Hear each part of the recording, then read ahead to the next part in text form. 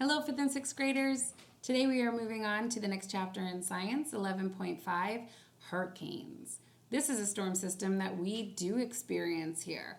As we spoke a couple days before, we don't typically see tornadoes. There have been tornadoes that have happened in New England, but it's kind of a freak thing when it happens because we typically don't have the landscape or the airflow that encourages tornado formation. But hurricanes are something that we see because we're along the coast. And so we're going to read a little bit about why hurricanes happen and what can be caused by them. And then we're going to move on to talk about what our lab page is for today. So we are on page 136 in our textbooks titled Hurricanes. Vocabulary before we get started. A tropical cyclone. Tropical cyclone is a rotating storm system originating over warm waters with winds that exceed over 119 kilometers per hour or 74 miles per hour. We do not see tropical cyclones because typically our water, the Atlantic, is cold or colder than the land is. And so we get a different type of hurricane. Tropical cyclones are what you see more around the equator, around the Bahamas and the Virgin Islands and the Philippines, and so warmer throughout the year climates. And they do have seasons of monsoons, cyclones, hurricanes. A hurricane is a tropical cyclone forming in the Atlantic and eastern and central Pacific Oceans. A storm surge is a wall of water that moves ashore when a hurricane strikes land. All right, so let's start reading about hurricanes. When thunderstorms occur over water, they can merge and grow into a larger storm. If winds traveling in two different directions meet, they can cause the storm to spin. When the winds of the spinning storm reach 37 to 61 kilometers per hour, or 23 to 38 miles per hour, it becomes known as a tropical depression. It is named this because of its low air pressure. If the tropical depression increases in size and strength, meteorologists upgrade the class of the storm to a tropical storm. Then they assign it a name. This allows weather scientists to easily identify an individual storm and collect the stored data regarding its size, intensity, and wind speed. As air pressure continues to drop and temperature, moisture, and wind speed increase, the meteorologists classify the rotating storm as a tropical cyclone. The wind exceeds 119 kilometers per hour, 74 miles per hour at this point. Similar to tornadoes, tropical cyclones are ranked by categories ranging from 1 to 5, based on these characteristics. Tropical cyclones are affected by water currents and the Coriolis effect. These storms spin counterclockwise in the northern hemisphere and clockwise in the southern hemisphere. Isn't that fascinating? In the northern hemisphere, they always move in a counterclockwise motion, and in the southern hemisphere, they always move in a clockwise motion. So underneath on that page, tropical depression, it doesn't mean that the tropics are sad. Depression means that there's a dip, that there's something is lowering. Okay, so a tropical depression is a group of thunderstorms with winds of 37 to 61 kilometers per hour, or 23 to 38 miles per hour. Next up is tropical storm. Wind speeds increase to 62 to 119 kilometers per hour, 39 to 74 miles per hour, and its name is assigned. And then from there, it gets classified as a tropical cyclone.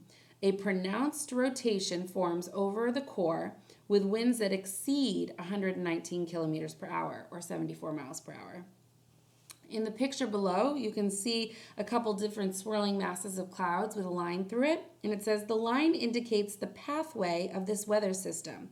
The green denotes the tropical depression, yellow signifies the tropical storm, and red represents the hurricane. So you see actually a couple hurricanes there, and hurricanes move pretty rapidly, and so it'll show the course of movement of the hurricane. most of the time when we get hurricanes or during hurricane season, if your parents watch the weather station or the news, you can see that they typically start in the south. They usually start around Florida, they start in the Gulf of Mexico, they start around the Bahamas, and that's why they typically get hit the hardest when it comes to these tropical cyclones. As it moves up the coast of the eastern United States, it becomes, sometimes they dissipate and we only get a mild storm by the time it reaches us. Sometimes it picks up on speed or it'll connect with another storm and combine and grow into a larger storm, and that's when we get a hurricane. But they typically do start in the south where the water is warmer and those storm systems get kind of put into a spin and move. On the next page, in different regions of the world, a tropical cyclone is given a different name: a hurricane, typhoon, or willy willy. A hurricane is a tropical cyclone that forms in the Atlantic Ocean or the Eastern or Central Pacific Ocean. When it forms in the Western Pacific Ocean, it is known as a typhoon. A willy willy is a tropical cyclone that occurs near Australia. These particular storm systems, characterized by heavy rains and violent winds, are the most powerful on Earth. If one of those cyclones comes ashore, a wall of water called a storm surge often results. Storm surges cause great damage and have the potential to claim many human lives. The structure of a hurricane includes the eye wall, and rain bands. The center, or the eye, is a calm area. Surrounding the eye is the eye wall, a ring of cumulonimbus clouds that is the most dangerous part of the storm. A ring of cumulonimbus clouds that produces heavy rain and strong wind. The eye wall is often the most dangerous part of the storm. Rain bands are spiraling bands of clouds beyond the eye wall. As the distance from the eye wall increases, the wind speeds decrease. As a storm moves away from its source of moisture and warmth, it loses its strength and begins to break apart.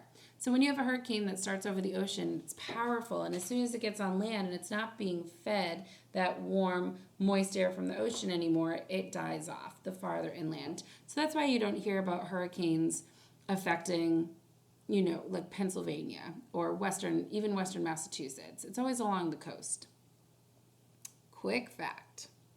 Meteorologists give tropical cyclones names to make it easier to identify and track them. The names are selected from a list that are developed years in advance by the World Meteorological Organization. Each region has its own list and set of rules. For example, there is a 6-year rotation of the names used for hurricanes in the Atlantic and Eastern Pacific. In the other regions, including Australia, Northern Pacific, and Indian Oceans, different countries have the opportunity to suggest their own local names be placed on that region's list. If a particular storm turns out to be extremely destructive, the name is stricken from the list and never used again. One of the storms that was most severe around us in 1991 was Hurricane Bob. And Hurricane Bob is also known as the perfect storm. I'm sure your parents have heard about that. There was a book written on it, and then there was also a movie made from it about Gloucester and the perfect storm. And what happened with the perfect storm is you had 2 hurricane systems that moved together to form a mega hurricane, which it had to be the most perfect of circumstances for this to actually occur. So it was really an anomaly or something that's not normal within the realm of weather. And so it was massive. And a lot of the movie and the book are based off some fishermen that were out at sea that were affected by the storm and ended up losing their lives during the storm. But it did affect land as well as the ocean. I can remember I was in 1st grade when the perfect storm hit, and school was out. We weren't allowed to go to school. But I can remember sitting in my front window of my house and watching the trees in my front yard just do this, really moving. And we had trees fall down, and the wind speed was incredible. And houses along the back shore had rocks all in their front lawns, and some windows were broken because of wind and water and debris. Lots of flooding. People's pools filled in with rocks from the ocean that were along the back shore and in Rockport. Some houses that were too close to the ocean fell in the ocean. So really, really massive destruction around Cape Ann from this hurricane, or two hurricanes creating a super hurricane. But it also brought up a lot of things from the bottom of the ocean too. I can remember there was one beach, I think in Magnolia, that was covered in old-fashioned keys that must have been on the bottom of the ocean near that spot that were brought up during the hurricane. And so we haven't seen something to that extent since that time, praise God. But we have had severe storms like that, and I'm sure your parents can tell you more about that if they lived in Gloucester during that time that it occurred. All right. You have a diagram on the bottom of page 137 that looks like a cake with a piece cut out of it, and it shows a diagram of what a hurricane looks like. So if you hear like the term the eye of the storm, that's the calm spot. So you could have the hurricane raging over your house, and then all of a sudden for maybe a half hour, maybe longer, depending on how big the eye of the storm is, it's blue skies and the wind dies down and there's no rain and you feel like it's over, but you're just passing through the eye of the storm, which is the calm spot in the middle of that site spinning formation. Once that moves past you, then you get the other half of the hurricane and winds and rain and sometimes hail. And so you can see in that diagram, you have bands of rain, you have the eye wall, which surrounds that center eye where it's calm, and you have cumulonimbus clouds that are formed.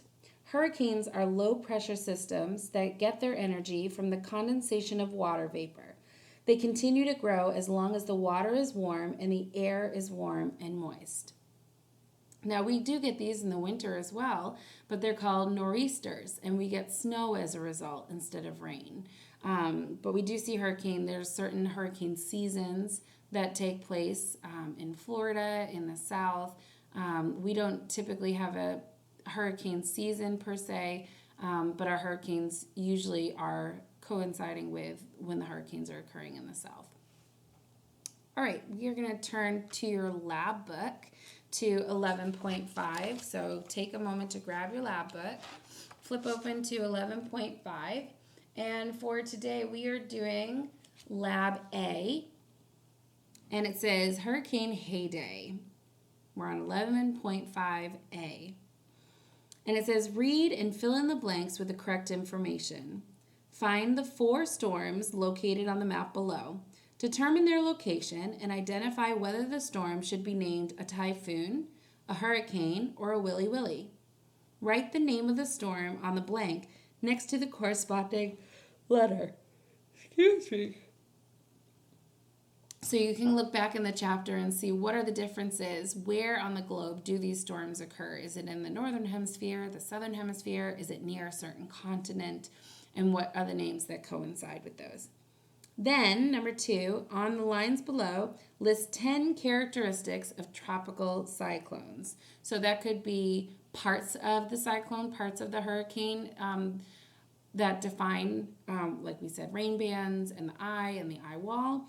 It could be, what it does, what kind of destruction it causes, anything that would define tropical cyclone. Okay. Now, 11.5B we can't do because you need a partner for it, unless you would like to try it with someone at your house, but you're not required to do 11.B. So you can do 11.5A with the hurricanes. And again, as I was saying before, if you want to go on Discovery Channel for kids or National Geographic for kids and look up some videos on hurricanes, that would be really great to just give you a visual of what that looks like. And an experience of it. Thanks so much for reading along with me. We will meet again next time on 11.6, and in 11.6 we are going on to epicenters. So I'll see you next time.